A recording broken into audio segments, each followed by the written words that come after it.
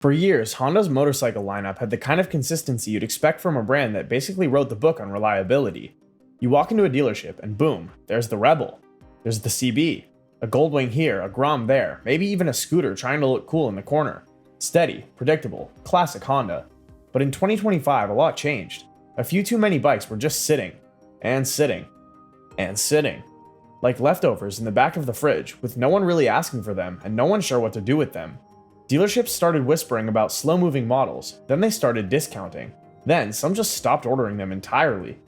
Now, we're looking at a quiet retreat. Honda isn't making dramatic announcements or pulling plugs in the press, but on showroom floors across the country, certain bikes are vanishing. And not because they're flying off the shelves. Dealers are quietly backing away, shifting their energy toward bikes that actually move. So, how did we get here? At the moment, we're in that awkward phase where dealerships have too many bikes and not enough people asking for them. But the real question is, why these bikes? To understand how Honda dealerships ended up pulling bikes in 2025, you've got to rewind a bit. This didn't happen overnight. It's been simmering for a while. It really started around the tail end of the pandemic motorcycle boom. You remember that stretch, right? Everyone suddenly wanted two wheels and open roads. Sales were hot. Honda, like most big manufacturers, cranked up production to keep up. They rolled out refreshed models, added tech here and there, and assumed the momentum would hold. But then, something nobody expected happened. The demand didn't just level off, it changed direction. Instead of the reliable middle-of-the-road bikes Honda was betting on, buyers started leaning toward two extremes. On one end, people wanted budget-friendly commuters, simple, efficient, and dirt cheap. On the other, they went for premium, high-end adventure bikes, performance machines, and tech-loaded touring rigs. And that sweet spot in the middle, the Rebels, CB500Fs, the plain Jane CB650Rs, that spot started to shrink. Dealerships, expecting continued demand, were stuck with units that couldn't move. Bikes that should have sold in a month were sitting for 6. Floor plans, those loans dealers used to stock inventory, started racking up interest charges. Every bike gathering dust was costing money. And so, the whispers began. Some dealers started ordering fewer of those slow movers. Others stopped ordering them completely. That's when the pattern became clear. This wasn't just a blip. This was part of a pullback. And it wasn't just about sales. It was about priorities. Dealers only have so much showroom space and budget. Why keep stocking bikes that buyers walk past every time? The quiet creeping shift in strategy, that was the first real sign that something was up. If you've walked into a dealership recently, you've probably seen a bike that's clearly been sitting for months. The tag's faded, the tires are dusty, salespeople don't even bother pitching it anymore. You ask about it and they shrug, yeah, we've had that one a while. That's the story Honda dealers across the country have been living through, except it's not just one or two bikes, it's a pileup. A whole section of the showroom that used to move steadily is suddenly turning into a graveyard of forgotten models. But how did we get here? What actually caused this slow-motion traffic jam of unsold Hondas? You see, a lot of these bikes, like the CB500 series, Rebel 500, and even the CB650R, were designed to be that perfect middle. Not too fast, not too slow. Not too expensive, but not cheap either. Just reliable.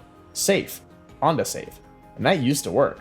Back in the 2010s and the early 2020s, new riders didn't want to be overwhelmed. They just needed a dependable bike that wouldn't scare them off or break the bank.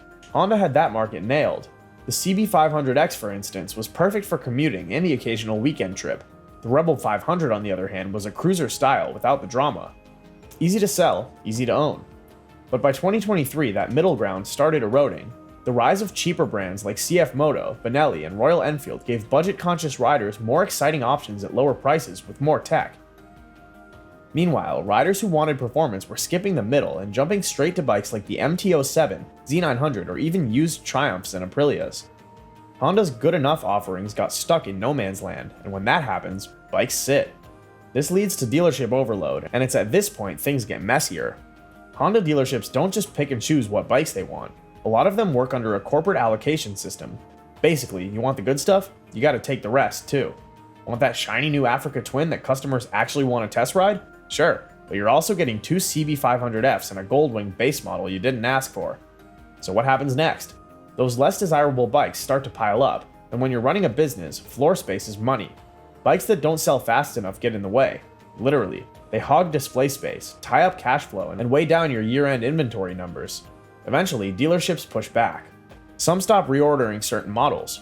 Others try to offload them in fire sales. A few just eat the losses and move on. But the message becomes clear. These bikes aren't worth the floor space anymore. Another big reason for the pileup? Pricing. or more specifically, pricing that stopped making sense. Take a bike like the CB650R, gorgeous inline-4 engine, legendary Honda reliability, but in 2025, it's sitting at close to 10 grand before you even talk dealer fees or taxes. Meanwhile, something like the Yamaha MT-07, which is faster, punchier, and has more street presence, is thousands of dollars cheaper. Even the CF Moto 800 NK comes in at under 9 grand with a TFT screen, ride modes, and serious spec for the money. So buyers walk into a showroom, do the math, and walk out.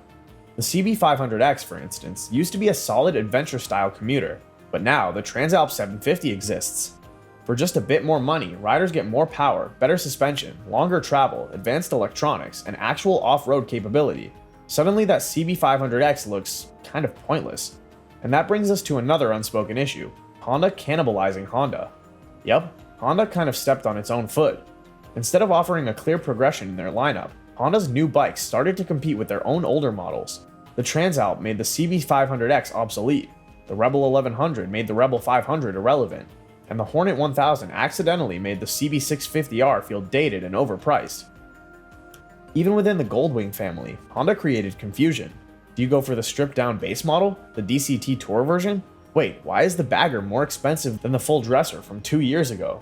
Customers got overwhelmed. Dealerships got stuck with old inventory, and newer riders, with more access to reviews and online forums than ever before, started bypassing Honda entirely in favor of bikes that felt more focused. There's also the vibe factor. Let's be honest, Honda just isn't exciting right now in the way it used to be. The company is still making solid bikes, but the brand doesn't generate the buzz that KTM, Triumph, Ducati, or even Yamaha seem to create effortlessly. There's no wild marketing, no edgy styling, no bold moves, at least not in the US market. So these perfectly fine bikes just exist, and that's not good enough anymore. Customers want identity, story, edge, bikes that make you feel something, and Honda's middle lineup, it doesn't stir emotion. It's like showing up to a street fight with a calculator. And so it piled up. All these forces came together like a slow-burning avalanche, one that Honda probably saw coming, but couldn't pivot from fast enough. The bikes didn't change, but the riders did. Their tastes evolved, their options expanded, and their patience for good enough disappeared. Dealerships adjusted, then started pulling the plug themselves.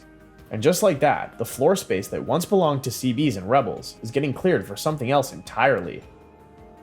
Now, we've talked about what Honda's problems are, but exactly which bikes are getting pulled by dealerships? Well, first up is the CB500F. Once seen as the ideal beginner's step-up bike, the CB500F just can't seem to find a niche anymore. It's not flashy enough for veterans, not cheap enough for beginners, and not versatile enough for touring. It's the guy at the party who brought plain hummus. Nice, but nobody's talking about him. Next is the Rebel 500, which might be the most surprising one on this list.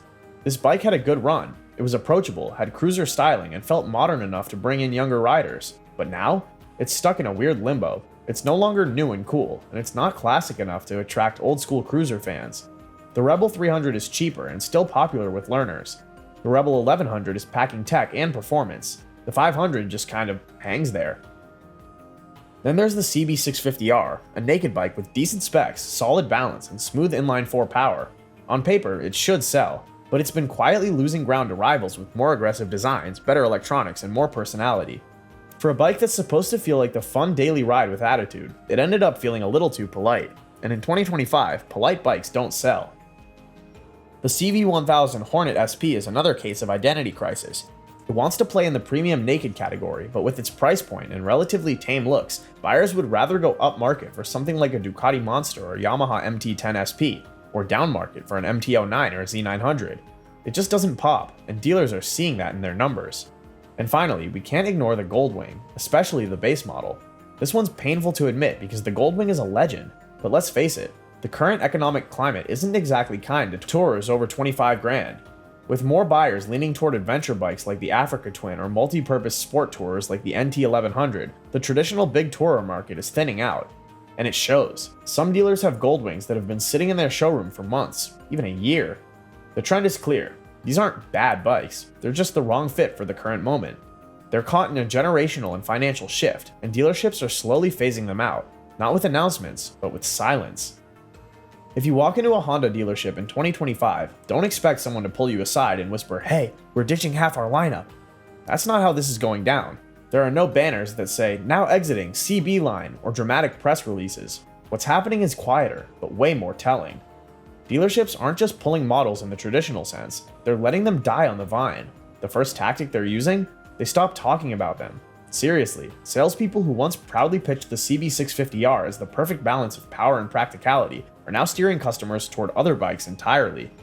Someone walks in looking for a mid-sized street bike, they're nudged toward the Transalp. Ask about the Rebel 500, you'll get a polite nod and a swift redirect to the Rebel 1100. A bit more bike, but a lot more fun. This kind of soft avoidance is strategic. It's not that the dealership hates those bikes, they just know pushing them wastes valuable time. Why spend 15 minutes convincing someone to buy a model that won't sell when they could be closing a deal on a hot seller with better margin? Then there's the inventory strategy.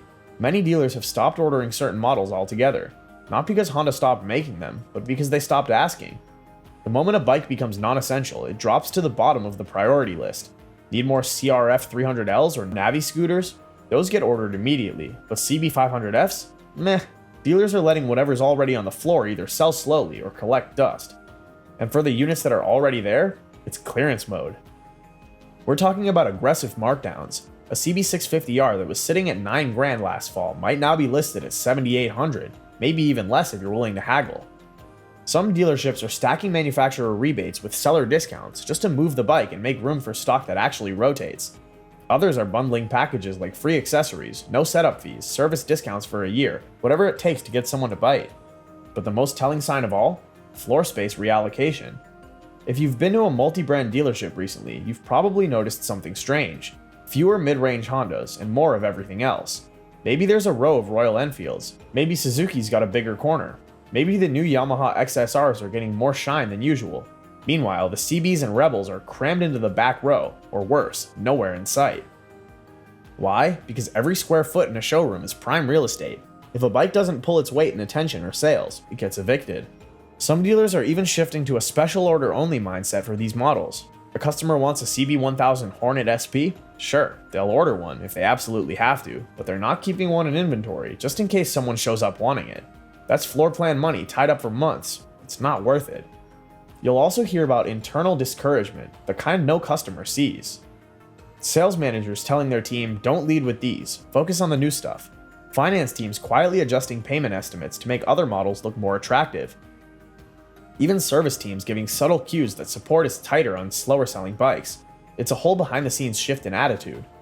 This isn't Honda abandoning its own lineup, but it's the network reacting to changing winds.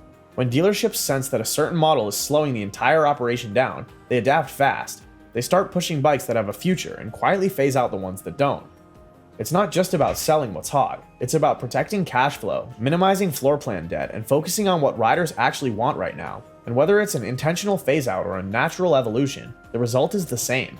Some Honda models are disappearing, not because Honda says so, but because dealers have made the call. So now that some Honda motorcycles are quietly being phased out of showrooms, what's next? Let's get one thing straight. Honda isn't losing its grip, not even close. Globally, Honda's motorcycle division is crushing it. Over 20 million units sold and record profits in 2025. That doesn't sound like a company in trouble. But what is happening is a shift, a reshaping of what kind of bikes get the spotlight and which ones quietly leave the stage. And that starts with releasing less, but better.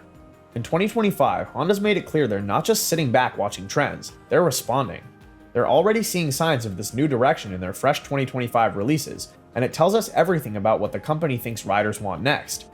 They've rolled out an updated NT1100, now finally equipped with cruise control and an IMU, making it a much more serious contender in the sport touring space. This isn't a bike Honda is phoning in, it's feature-packed, thoughtfully upgraded, and very clearly targeted at riders who want comfort, tech, and long-haul capability without jumping into Goldwing territory. The Africa Twin Adventure Sports also got a solid refresh. With even better long-distance ergonomics and tech refinements, it's more planted than ever as the go-to ADV bike for riders who want capability without complexity. Honda knows that the adventure bike market is still hot, and they're doubling down.